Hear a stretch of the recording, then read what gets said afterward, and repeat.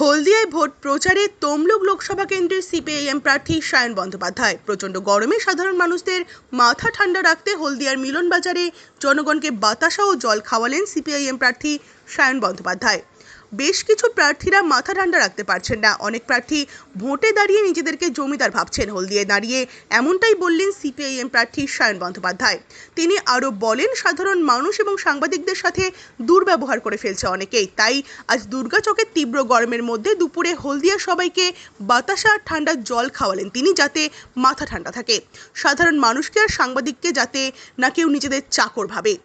হলদিয়ার মিলন বাজারে city centre হলে দুর্গাচকে প্রচার সারলেন সিপিআইএম প্রার্থী এবং প্রচারে দাঁড়িয়ে ঠিক এমনটাই বললেন তিনি। দেখুন, অত্যাধিক গরম পড়েছে, তাই জন্য কারোর মাথা গরম হয়ে যাচ্ছে। তাই জন্য আজকে আমরা বাতাসা ঠান্ডা জল খেয়ে বলছি মাথা ঠান্ডা রাখুন। প্রচন্ড গরম পড়েছে, মাথা ঠান্ডা রাখতে হবে। মানুষকে মানুষ হিসেবেই ট্রিট করতে হবে।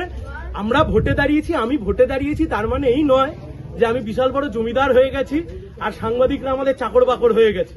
আমরা যেন এ ধারণা না পোষণ করি মনের মধ্যে। প্রচন্ড গরম, অনেকে মাথা ঠান্ডা রাখতে পারছেন না, বিভিন্ন কারণে শান্ত রাখতে পারছেন না। তাই আমরা আজকে বাতাসা আর ঠান্ডা জল খাওয়াচ্ছি।